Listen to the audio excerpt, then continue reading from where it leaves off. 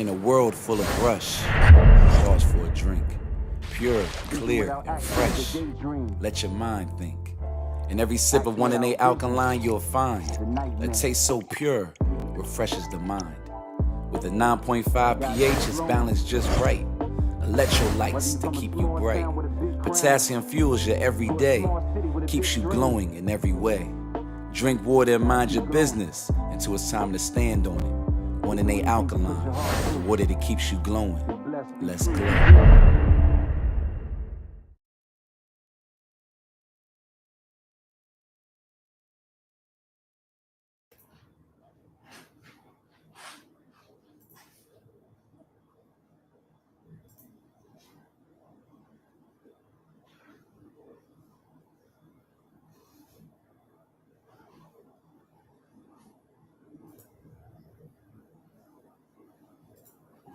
Peace of love to all. Shout out to everyone on this Wednesday evening. I got my towels a little warm. I'm getting a little sweaty. That's what's happening when you pick up a few pounds. But I want to shout out everybody joining us live on IG.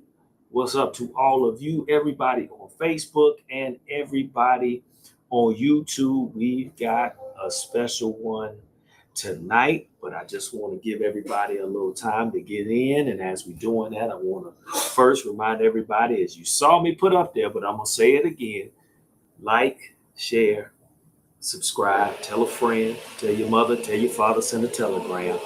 My wife is grinding up some in the kitchen. This is a very organic show, so be careful of that. So just a couple of things before I bring in our guests on that we've been talking about all week, and I want to share a couple of things just to put you up on some things that's happening in the community, because as you know, we are the resource center, and we like to make you aware of resources. So let me start, since I'm in the Greensboro area. This Saturday, let me find it. This Saturday, if you're in the Greensboro area, at the Greensboro Sportsplex, as you can see on the screen, they're doing a back to school giveaway. This is the 17th annual giveaway by I Am Queen. So that is going on this Saturday at the Greensboro Sportsplex, 2400 16th Street, Greensboro, North Carolina. And I believe it begins at 10 a.m. So if you're in the Greensboro area, make sure, if you're looking for those school supplies, because it's almost that time, August is here, make sure you get out there and get you some free stuff. Also, for my people in the Trefo, in Winston-Salem, let me find it, this Saturday as well, the Delta Arts Academy, along with my church, St. Paul United Methodist Church in the United Way of Forsyth County, are hosting a Art You Excited Back to School event where they have some treats, some music. They'll be giving away some creative arts materials. They'll be doing activities. They'll give some school supplies. So that is on the 2600 block of of New Walkertown Road. So they'll be you can go to the Delta Arts Center right there. They'll be giving away stuff. Then next door, there'll be some dental stuff being given away in our parking lot, the United Way. We'll be doing health screens and giving away some school materials. So that is 11 a.m. to 2 p.m. In the Winston-Salem. If you're in Winston-Salem area, come on out to that. That is this Saturday, 11 to 2, 2600 block of New Walkertown Road. And lastly, it don't stop there, y'all. If you can't make it this weekend, then there's always next weekend. And on August 9th, from 10 to 2 p.m., we have With God Crew, Inc. It's presented a Truth and Love book bag giveaway, where there'll be more book bags to give away. We'll have clothes, shoes, prizes, food, and more. That is next Saturday, 10 to 2, and that is at our church, St. Paul United Methodist Church, 2400 Delabrook Road Winston-Salem. So please try to come out and get those back to school needs met for free, and also have a good time of fellowship. All right. So also want to remind everybody of one more thing. As you know, next week we have another big guest. Matter of fact, let me just write that in real quick. Let me just write it real quick. Yo, Tech, let's make something happen.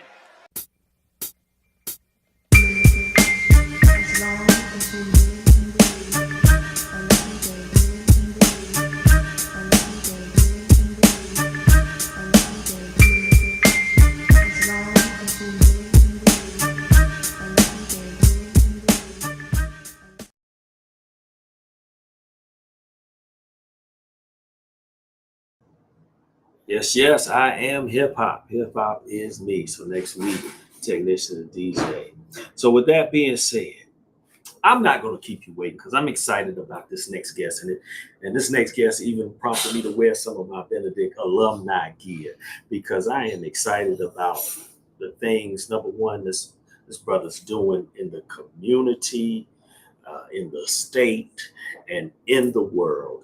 And I'm gonna let him come in and tell you a little more because I might not do it justice. But me and this brother go back all the way to our days at Benedict College, Columbia, South Carolina, and you know, I saw so much potential in him. He was a talented brother from the spoken word, the acting.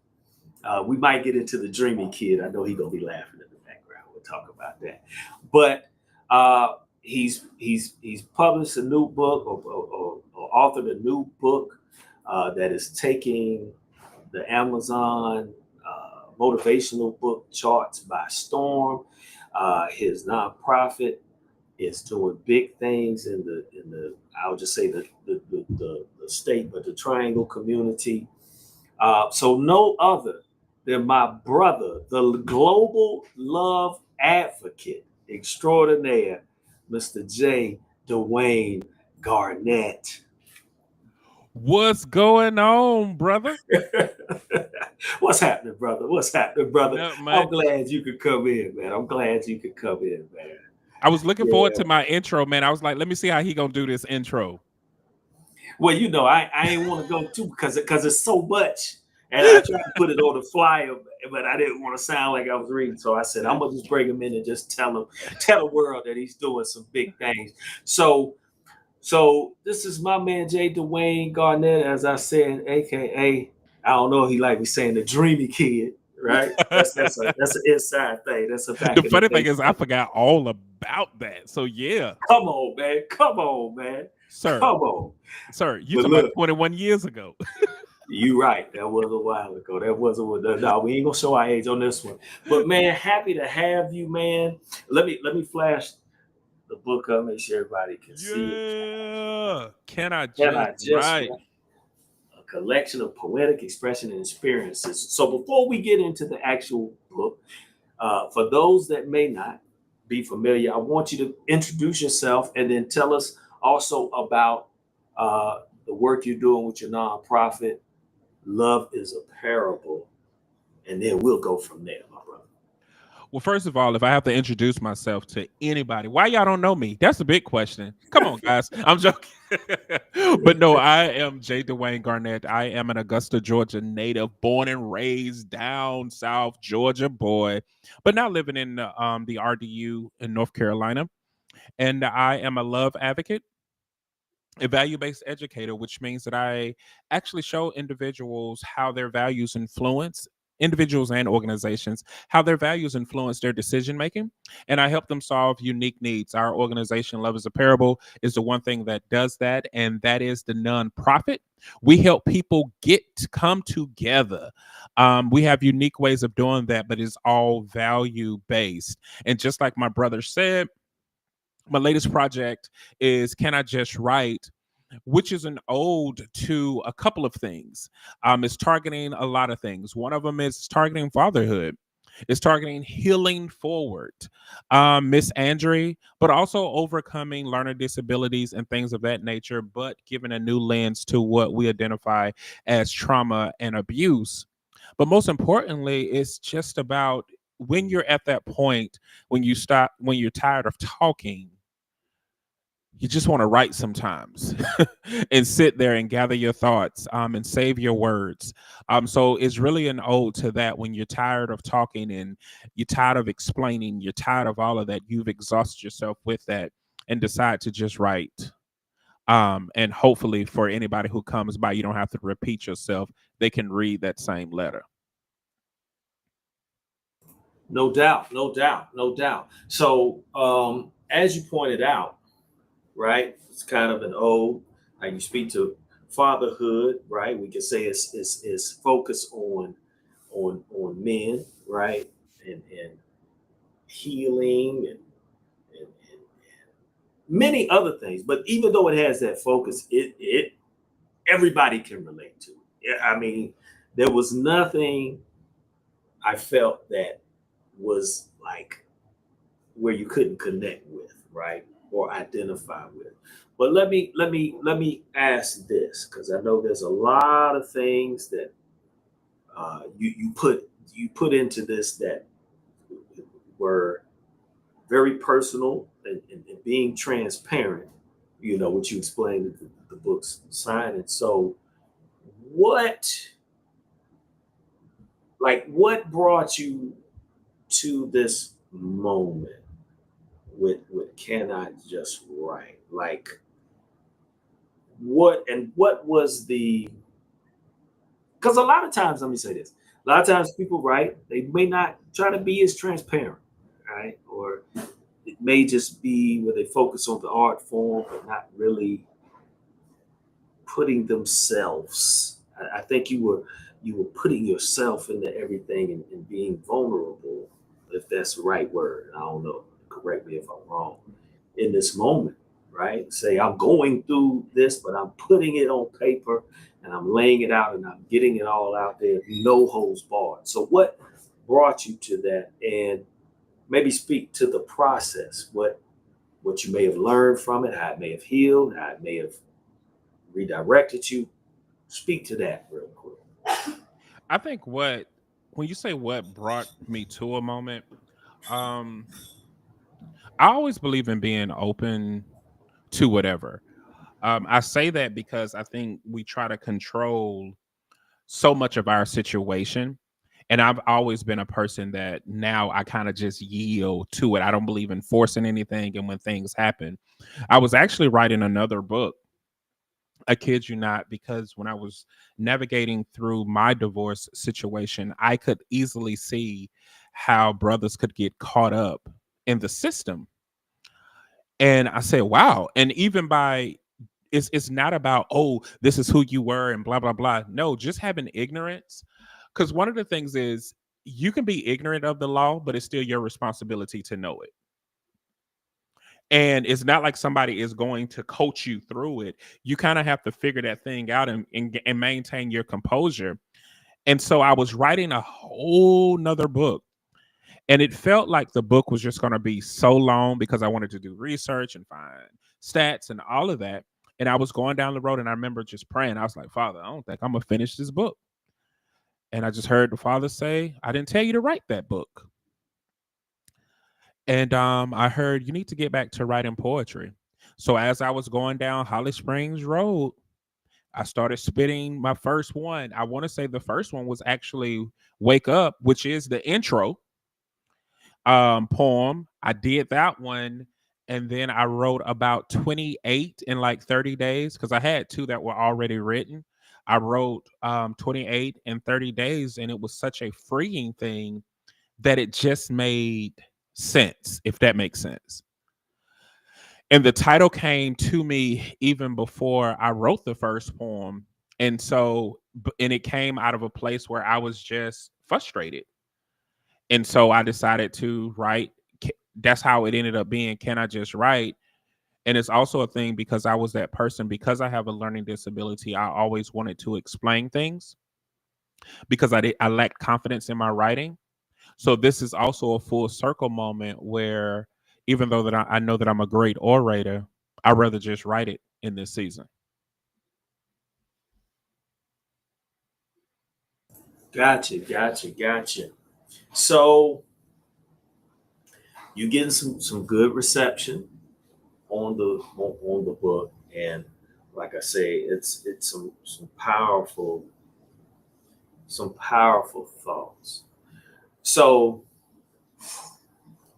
you said kind of writing through a disability. What was the growth that took place? I remember you talked about growth because this is not your first book, right? But I know you talked about your growth and coming to Can I Just Write? Kind of speak to that. Was it something you did differently? Was it like what brought you to that point? You got I through the challenge. I think growth is just life. I mean, if we have to be honest, life will kick your tail. And if you you know, like what was the old saying? Either roll with it or get rolled on. That's right. That's That's how right. life, That's right. because life got hands. And Yeah. if you don't Yeah. learn how to bob and weave through life and take the lessons and see the beauty in it, life will make you check out of here. So the growth Mhm. was navigating through life. The maturity is removing the expectations and the limitations that we sometimes put on ourselves, but also understanding that there is a difference between being transparent and confidential. I'm very confidential with the book, Mm. but I'm very transparent. Mhm. Yeah. And I think that a lot of people don't know that. Some people assume being transparent means you lack confidentiality. And no, I can tell my whole story and conceal those who need to be concealed, but also keep important information for those that it's reserved for. So the idea is once you go through life, life teaches you enough. And so you learn to put the brakes on expectations, and then you learn to just receive what it is that you're supposed to receive. And you do that assignment and that assignment only, you know? Gotcha. So one more thing, and then I'm gonna jump into a couple of my favorites, and we'll Okay. go from there. But I want to ask, so what made you choose the form of poetry versus maybe just writing, the usual chapter book or whatever? What is the significance of putting it in poetic form versus just writing? Man, I wish I could say something deep, but it was just obedience to the most high in Yeah. that regard. But when I look at it, poetry is the rhythm in which we speak anyway. And Mhm. naturally I consider myself a creative. And there, I don't know if you watched it. There was this trend on TikTok talking about how Nigerian fathers are the most poetic, Yeah. poetic way of insulting people. Like Yeah. instead of saying somebody is not smart, they'll be like, "She is fast, but wisdom is faster." You know. So Yeah. I think that poetry gives us a way to paint a picture without saying exactly what it is, but it's enough for you to get that impression. And I think if I would have been direct, it would have missed the mark for other people to connect. Mm, And gotcha. from a poetic standpoint, it allowed more people to come to the table. Mm, okay. Okay. Break that down. That's interesting. Break that. Well, I think about the beauty, like I said in the intro, I don't know if I'm at, there were times where I didn't know if I was at a breaking point or breaking new barriers. A lot of people can relate to that where you feel like you're at the end of your rope, but at the same time, you don't know if that's a breaking point or a breakthrough. And a lot of people can relate to that, but I could easily have said that I was at the end of my ropes. But when you say it in a way that you invite people, a lot of people can invite that. Not only I was at my breaking point, but I also was unsure if this really was about to take me out or open up a new one, because there have been like low moments where we felt like we couldn't go anymore. You know what I mean? Yeah. And I think a lot of people can relate to that. And there are a lot of people who can relate to love lost. A lot of people who can relate to not being heard. A lot of people who can relate to not being seen. A lot of people can relate to a lot of these situations. And it would be selfish of me to only look at it from my narrow lens. So I had to extend an invitation, you know? Gotcha. So, well, let's jump into it. Well, let me ask you this. Mm-hmm. Which did you have? I know this is tough to say because all of them I know probably, but did you have a favorite one, or the one that you said this was the one I had to like just nail it? Like, which poem was that for you, or was it a group or a set? What? Talk about that. I will say the one that's the oldest is Separated. So I thought that was going to be my favorite because I wrote that back in 2021. Okay. And I actually recorded an audio version for it. And one of my real close friends, Ahmed, you had a chance to meet him. We recorded it in his studio. And he was like, bro, now is not the time to release this. And I was like, what are you talking about? I want to put it out now. And he was like, nah, I'm not going to let you release it. So I thought it really was going to be Separated. But when I wrote Black and Blue did something to me to the point that I was I was negotiating whether or not I should change the name of the whole book to Black and Blue. It took me a long time, and I had to remind myself of the whole point of Can I Just Write? But Black and Blue is one of my favorites. And it's like one of those that I just sit. And also, You Never Said I Do, I think are neck and neck. Black and Blue and You Never Said I Do. Okay. See, I got some different favorites because they touch me. Now, I want to say this, and please, because I don't want to ruin the book, but y'all got to get the book because a lot I found, even for us, because hey, God is love, love is God, right? And for those that move in the spirit of love, we know there's a call to justice, right?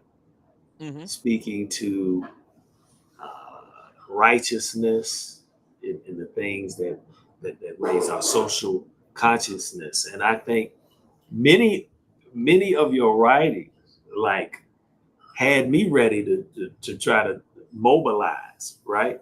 I was I'm not gonna lie. I was like, hey man, I'm ready to march. But then it also spoke to a lot of it, and let me put in the chat. And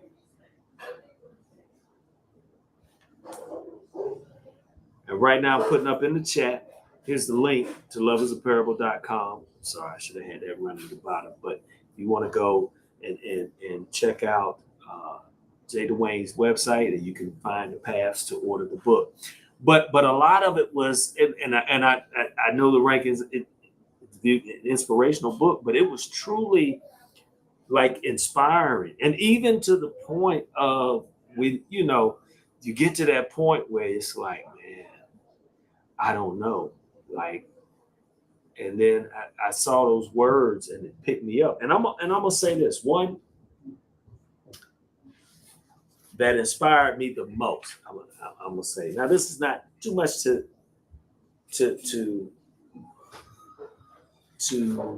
well, this was more something for the brothers, like be strong in the midst of it, right? Mm-hmm. And that was guard your peace, mm-hmm.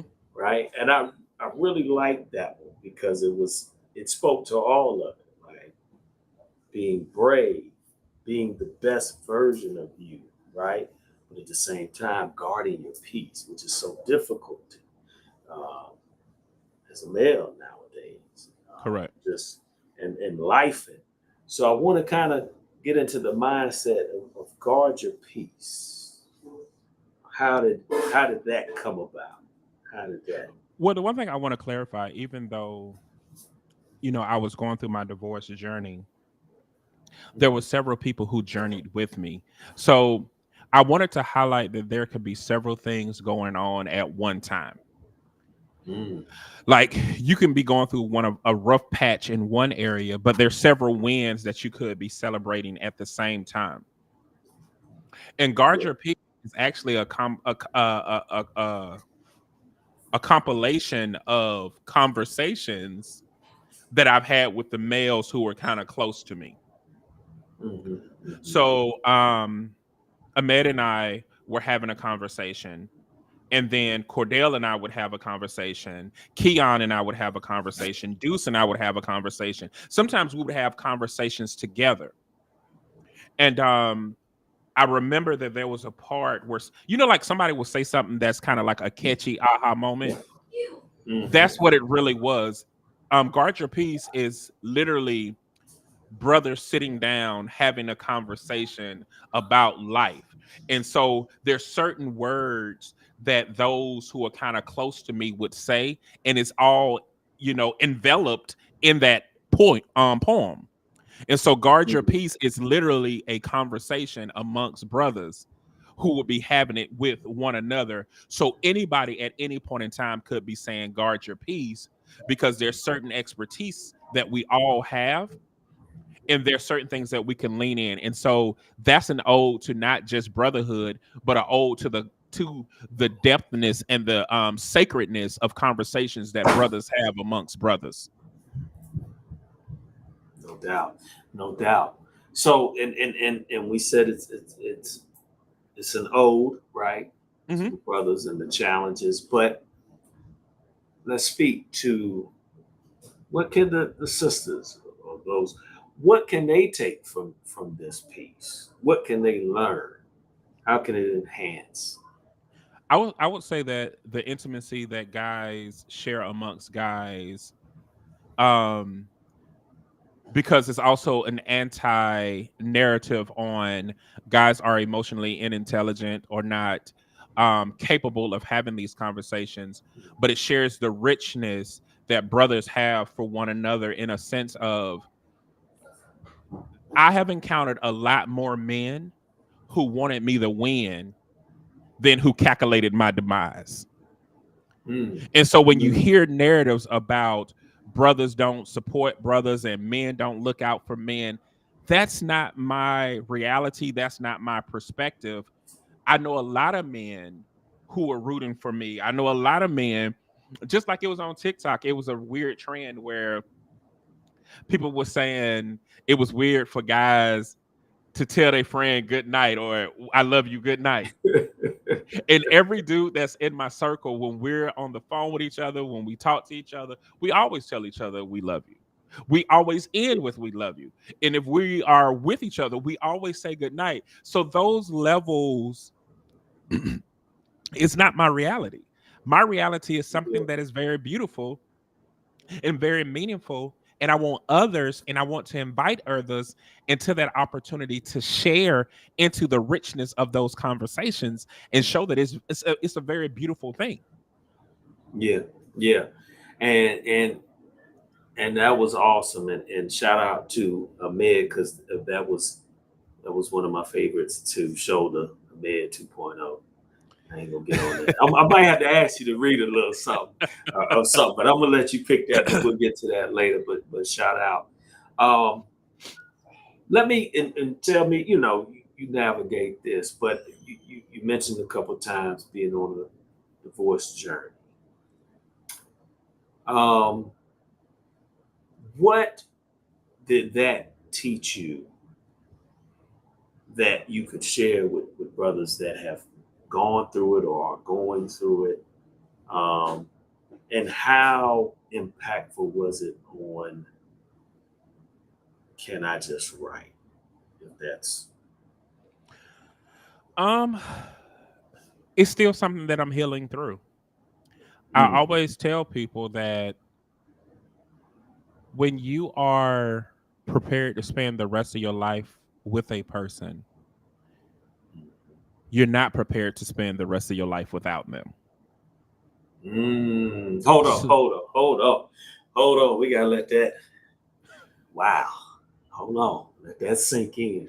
Okay. All right. Go ahead, my brother. So it's not about desiring to be with that person again. It's about navigating and managing life without them. So divorce for me taught me more about who I was as a codependent and who I was as an individual, and how unacquainted I was with the individual side of me, and how you also could journey through something pleasantly unhappy, and how you can find places of refuge in what seems like an oasis and it could be a pit. But also how we sometimes assume responsibility and jurisdiction in areas that was never acquired by us or never in our ownership. And so it just taught me a lot. And it taught me the importance of entering any type of union, partnership, companionship, any type of relationship, being whole, not being half, and not being in lack in any area. Um, and it taught me to just be human and allow myself to feel. Wow. Wow. Right. And as far as how much it influenced it influenced some of it, but okay. Yeah. I would say that it was because it influenced not as much as people may assume. The life post it is what was more, because it was more about my journey of getting to know me and learning how to walk and breathe as Jay again, which was a foreign concept for me. Powerful, powerful, powerful. So let me ask this. In your work, Love is Apparel, global love advocate, right? with these type of challenges we go through on the journey, just life, right? How did all this impact being that love? Was it the love that, was it ever challenged? Was it strained in writing this? Did it, like, how did that impact you as the love advocate? I think if I didn't start Love is a Parable when I did, I would have been ill prepared to journey through this portion of my life. See, Love is a Parable is a combination of things that I knew to be true, but didn't, but was unable to test it. It's a combination of things I couldn't do in mental and behavioral health, but I knew that would work, and things that I could do in higher, the things that they wouldn't let you do in higher ed, and I knew it would work. And so I started an organization and tested those theories. But Love is a Parable is definitely more about it's more about uncovering. So it teaches individuals as they journey back to return to themselves. Over the course of having of establishing Love is a Parable, over, I think by that time we were going into 5 or 6 years, I was literally practicing what I preach because the curriculum was so much inside of me. I found a new balance. Because Love is a Parable keeps you centered and grounded. Because once you know you, and once you know the things that you value, and once you know the things that influence your decisions, it gives you a level of freedom and control that's unmatched. So what happens in those moments when I start experiencing things that is not my normal, I'm able to recalibrate myself. When I understand that people can have things driving them to make decisions unknowingly, because think about it. A lot of us don't know who we are, but know that we are a product of everything that has happened to us.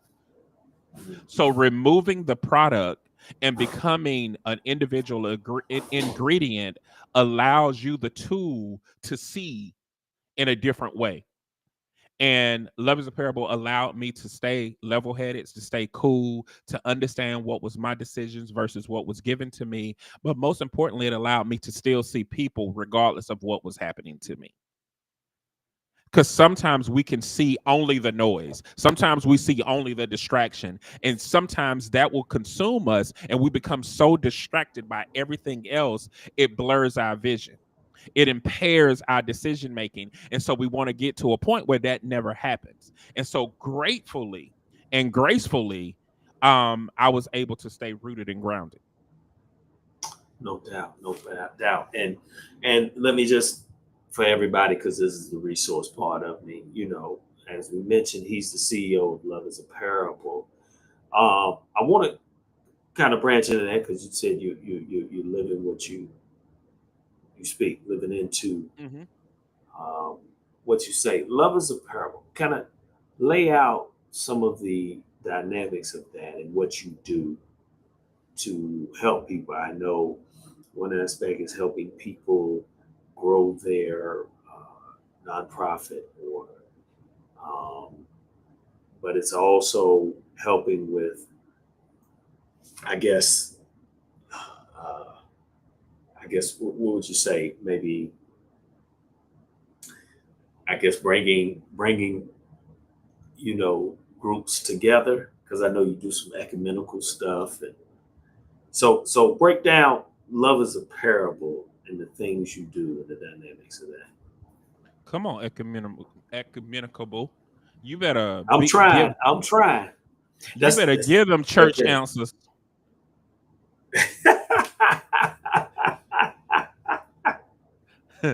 Pastor, when that come into play, you know that person know the cloth. But but yes. So the interesting thing is everything that we do through Love is a Parable goes down to our training manuals. We have two training manuals that actually show individuals to understand the things that they value. And that's the core of everything that we do. So when we partner with organizations, we help them find what values are influencing their decision making. When we work with individuals, we help them find what values are influencing their decisions. And the cool thing about it is we don't try to change anybody's values. We help them understand what those values are, and we leave it to them to see if they want them to still be the motivating force. This is done from an individual standpoint. This is done from a corporate standpoint. And so where it has helped a lot is that we have helped save entities resources and definitely a lot of money, because we stopped org changes, because we realized that sometimes it's not a bad hire. Sometimes it's not a bad policy, but it is hidden values that are influencing outcomes that we either don't desire or don't realize the magnitude of what they could be if we actually honed in on those values.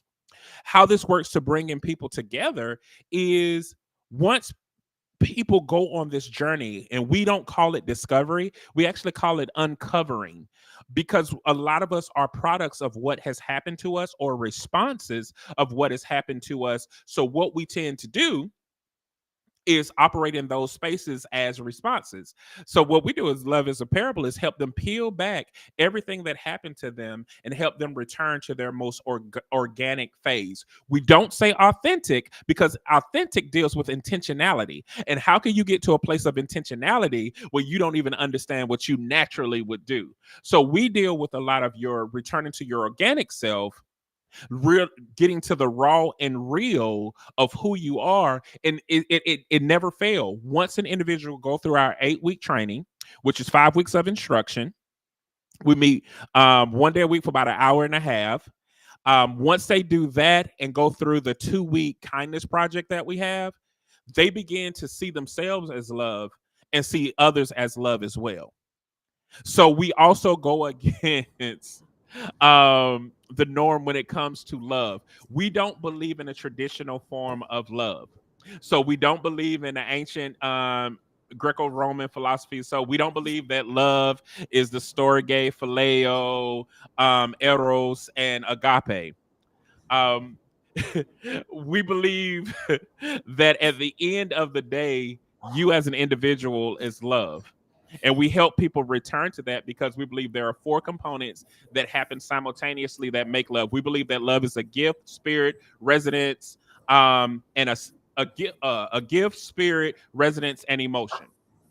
And when those things are happening all simultaneously, that itself is the evidence of love. When those things separate, those elements no longer are together a phenomenon of love, but they just become individual elements. How do we know this to be true? Well, it's very simple. We did a lot of research. Out of 7 billion people in the world, 7,000 spoken languages, there was only 36 definitions for love. Love we put into 4 categories, and that's how we found out. Oh, so most people agree that love are these 4 elements, but we believe that they all happen at the same time.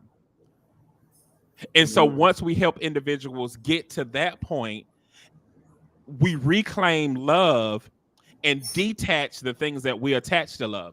Like, how many times have you heard somebody say, he didn't love me, he cheated on me, or she didn't love me, she went out and did this, or if she would have loved me, she would have did this, and that. Well, no, love wasn't the problem. Commitment was the problem. Let's call it what it is. Loyalty was the problem. Respect was the problem. The list goes on and on. So separate those things. And people say, no, well, if you love me, you would do. No, just because you would do those things doesn't mean I agreed to those things. And so it's like when you get lemonade. When was the last time you heard somebody blame the water for bad lemonade? I ain't never heard nobody say this lemonade need more water. We either say it needs more lemons and more sugar, but we do the total opposite when it comes to love. Every additive that is put in the name of love, we give love the bad rap versus naming the additive for what it is and saying, no, that ain't love. That was this. See, now that's gonna have to be on part 2. We're gonna have to break that down on part 2. Wow.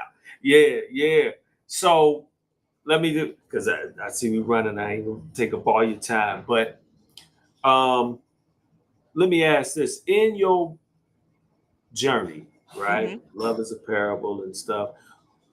What is the ultimate resource? I'm asking this for a specific reason, right? What is the ultimate resource that you find in all this work that people can tap into? The ultimate resource? Yeah. It's people. There you go. I was just looking for that because I was lifting up the book Social Entrepreneurship, and it talks about, the ultimate resource is people. Oftentimes we either run to this top-down system, or we say, well, without the money, we can't do this. Without that, we can't do this. But you said something very important. You assess what is there to find those hidden resources. And I think a lot of times why we're stagnant in things is because we look at what we don't have instead of really assessing what we do. Because it simply begins with you and a thought, a belief. Jumping out there and identifying what you do. And once you do that, I believe the energy, God, universe will send those things your way. They will gravitate. But I'm gonna let you just dive in on that. You got to say something. No, I will say I agree with you, because I think that's one of the things that we help organizations realize. Like, the number one reason why people leave their job is not because of money, it's actually because they don't feel valued. And a lot of times when people leave organizations, and that's even institutions of worship, it's because they don't feel valued. If you get people who feel valued, you almost can get anything out of them, because then they will value you too. And regardless of what people say, you are irreplaceable. There would never be another you.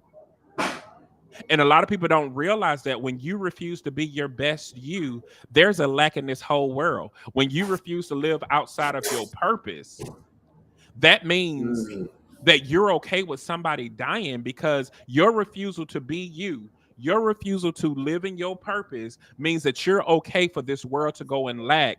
That means you're okay with somebody closing their eyes, somebody going to death because you didn't do what you needed to do. mm, You see what I mm. mean? Yeah, yeah. So And that's powerful. it is your responsibility in this world to be the best you. I love that Mm, Dr. Miles Monroe said that the cemetery is the wealthiest place on earth because so many people die without reaching their maximum potential. mm, And we miss mm, the worst thing that we can do is live life not being ourselves and trying to be somebody else. mm. No doubt.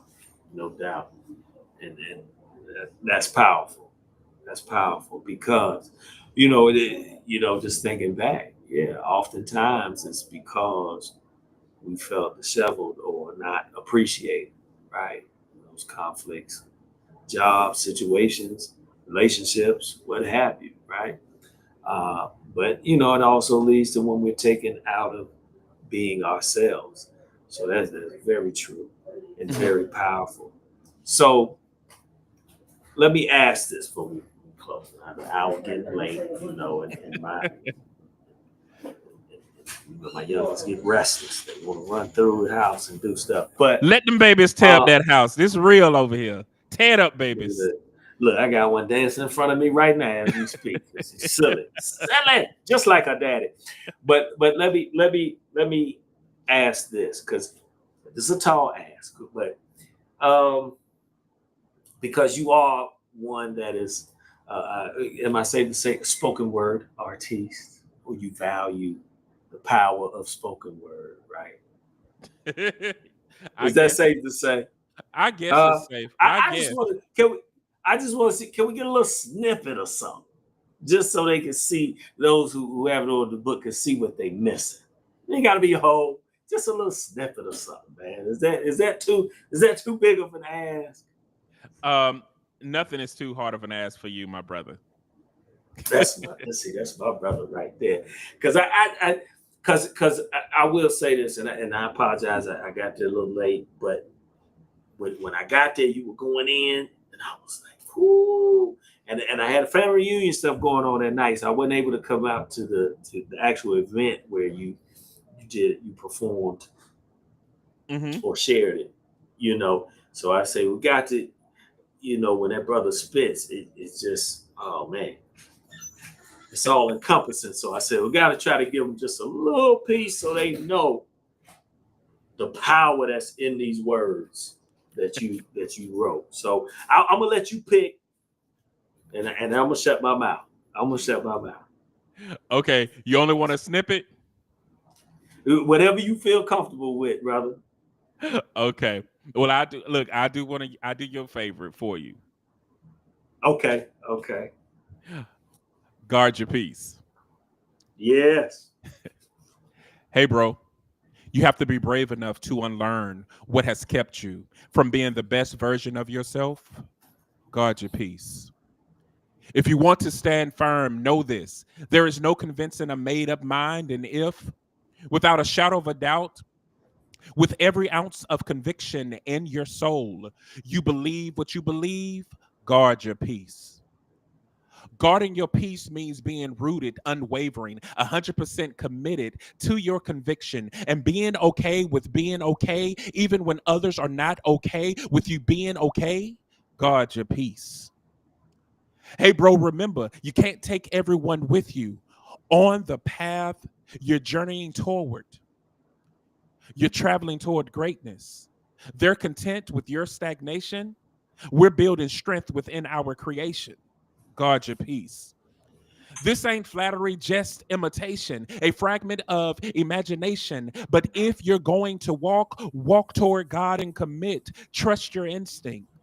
Though you like the reminders, we ain't got time to repeat this. It's built on intent, a permanent state of forever commitment. Guard your peace. Do it in the moment. It's meant. Our bond is iconic, self-benevolence. That's philanthropic. In harmony, it's symphonic. Having the same conversations, repeating words, but never making confirmations, subtracting contradictions, all to say, guard your peace. Trust your instinct. Wrestling too long could mean a purpose extinct. Just to think, guard your peace. Peace. Guard your peace, my brother. Oh, powerful, powerful. Y'all better get the book. So, Jay, tell them once again where they can find you on social media. We got in the chat. We got the Love is a Parable. Yep, everything is love is a parable. What's going on, Pastor? That's another friend. She just was installed as pastor down there at First Peter down in Bamberg. First Peter Baptist Church. So she's another pastor on there. And that's her sister. And then we had Jessica Brown. She's another pastor. Yeah, okay. So I'm in good company then. Man, look, and you got another one. You got Reverend Marshall. She just came on. Come on, shout out to all the pastors, all the clergy in the building. We got the loveisAparable.com, but we're on social media. Everything is Love is a Parable. All social media platforms, we made it easy. Everything is Love is a Parable. Matter of fact, if you go to the website and just scroll to the bottom, click on all our social handles, like, follow, subscribe, do all the things that you need to do there. Most importantly, see the video for Black and Blue and pick up your book and your own copy of Can I Just Write? No doubt, no doubt. So one last shout out. Is there anything going on that we need to know about? Any events, anything coming up that we need to be on the lookout for? I'm not trying to hint at nothing. Audiobook. I'm not trying to hint at anything. Yes, we are in the process of recording. Well, we're going to start recording the audiobook in September.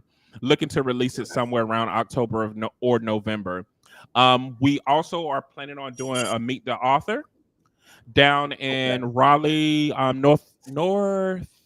I can't remember if it's northeast or northwest, but it's anyways at one of them, and I'll get that information to you. But that's going to be in Raleigh in September.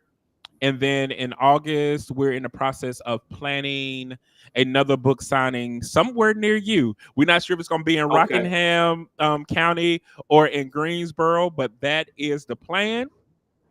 September 13th. We do our annual partnership where we actually partner. It was started with Lost Sheep Outreach Ministry, Holly Springs, UCC, and I forget the name of the other church. I'm sorry, but it was 3 pastors that came together and said we need to do something for the unhoused community, and that became Compassion Day. So we're going to be doing Compassion Day September 13th, and that's an all-day event where we come and sing, dance, and feed. It's about 30 to 40 different ministries coming together to serve in the southern Wake County of North Carolina. So that will be coming up. And then we're planning on starting our love advocacy trainings back because everybody has been asking for that. And yes, I gotta. We also are planning a book signing down in Augusta. So Georgia, we're coming to you. We're just trying to finalize a couple of days. Augusta, we coming to you. The big city. Well, let me say this. Hey, look, I spent a lot of time off Lumpkin Road down there. I ain't gonna say what I was doing down there, but hey, we done come a long way. So what you doing off of Lumpkin Road? For y'all who don't know, Butler High is on Lumpkin Road, 2011 Lumpkin Road. Hey, shout out! I used to hang out off the Lump. One of my closest friends. You remember Keisha McMeekin? Shout out to her. Oh, Keisha, what's going on, Keisha? Yeah, I used to visit her at my Duke's down there in Augusta, off the Lump, baby. So, hey, I just want to say, man. Baba Dr. Gunn would be proud of you right now, man. He would be proud of you right now. And for those that don't know, man, we talking about the living legend, Dr. William F. Gunn from Benedict College, who molded both of us, as as we were recreation majors at our beloved Benedict College. And so shout out to the Tigers. And man, I just thank you for all you're doing, man. And please get me those dates, and anything I can attend, I will try so we can stay connected and keep doing these things. I'm a little bit busy now, full-time ministry, and we try to get some things. But you know, I'm in the Winston-Salem area now, so we're gonna plan to do some big things there. So One of my I'm gonna get you favorite North down Carolina there. cities. That's one of my favorite North It's Carolina hey, cities. all right, man, and the arts are booming down there. So that's why Arts I and say we're innovation. gonna get you down there. That's right, innovation quarter. So we gonna be doing some big things together, man. But I'm proud of you. I'm rooting you on, brother, and I appreciate everything you're doing in love, and reflecting the love of the Most High and what you Yes, do. sir. Well, I feel the same way about you, bro. I gotta give you your props. You've always been a positive brother, but I'm also proud of you stepping in this journey because Ben, Yeah. you don't realize how affirmational you are just by existing. So I gotta say this: your name has been free. You are a constant reminder that we have been free. And a Mm, lot of times we're restricted by so many things. Like sometimes we are goal chasing. Sometimes we goal mm, chase so much we forget who we are. Sometimes we devote too much to our family, we forget who we are. Sometimes it's even good things that we would think about, but if it restricts us in any way, are we really free? And you have mm. always possessed the ability to laugh despite what we was going through. The fact that we was going to college with no AC. Uh-huh. AC wasn't up in that gym like that. They Yeah, didn't have that it was a central air. struggle. It was But struggles. It but was we struggles. but we laughed every class period. And That's you right, always right. have That's fun. right. So Ben, That's right. thank you for That's being right. that constant reminder of freedom. And I think that no matter who you serving, I know that heaven is rejoicing because they have somebody like you as their advocate. Amen. Thank you, brother. Really appreciate that. No Thank problem, you. brother. So we're gonna be staying in touch. We're gonna add you back when Yes, anything sir. new pops. But success, man. Love you, brother, Love you and back. appreciate everything you're doing. And once again, can I just write a collection of poetic expression and experiences? You can go to the website loveisaparables.com. Let me put it back up there. You can also go on Amazon and Barnes and Noble. Please get the book. You will Get your identify with book. every word. You will identify, and it will motivate you and inspire you, as it did for me. So appreciate you, brother. Keep doing your thing. And until the next time, man, we out, brother. Peace.